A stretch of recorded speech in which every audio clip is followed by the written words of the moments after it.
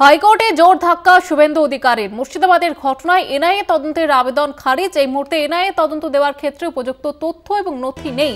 কেন্দ্রীয় সরকার এই বিষয়ে কোনো সিদ্ধান্ত নেয়নি, এমনটাই মনে করছে কলকাতা হাইকোর্ট। বিস্তারিতভাবে জানবো, প্রতিনিধি পীযূষ কান্তি নাগ রয়েছে টেলিফোন লাইনে। পীযূষ কান্তি, ঠিক কি জানা যাচ্ছে?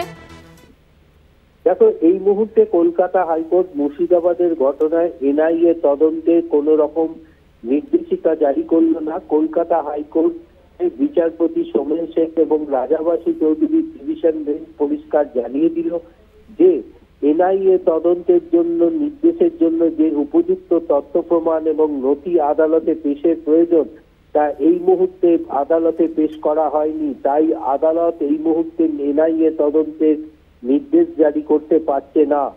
তবে কেন্দ্রীয় এনআইএ অ্যাক্ট অনুযায়ী যে কেন্দ্রীয় সরকারের হাতে যে ক্ষমতা রয়েছে সেই বিষয়টি খতিয়ে দেখে যদি সেই ধরনের কোনো পরিস্থিতি হয় তাহলে সেক্ষেত্রে কেন্দ্রীয় সরকার স্বতঃপ্রণোদিত হয়ে সেই সিদ্ধান্ত গ্রহণ করতে পারে।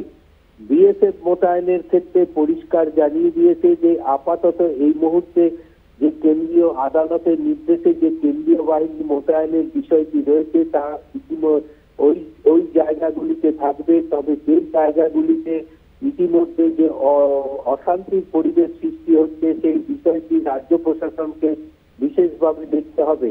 তবে কলকাতা হাইকোর্ট একটি তিন সদস্যের কমিটি গঠন করে দিয়েছে, যে কমিটিতে থাকবে জাতীয় মানবাধিকার কমিশনের একজন প্রতিনিধি, রাজ্য মানবাধিকার কমিশনের একজন প্রতিনিধি এবং রাজ্যের আইন পরামর্শদাতা হিসাবে একজন প্রতিনিধি থাকবে।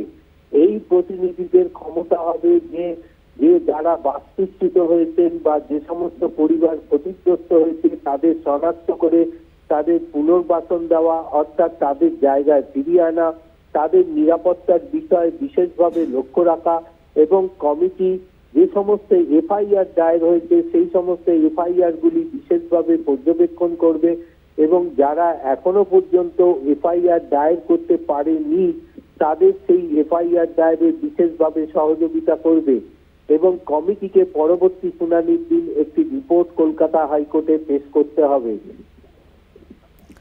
ধন্যবাদ পীযূষ কান্তি। আমাদের সঙ্গে ছিলেন প্রতিনিধি পীযূষ কান্তি নাগ।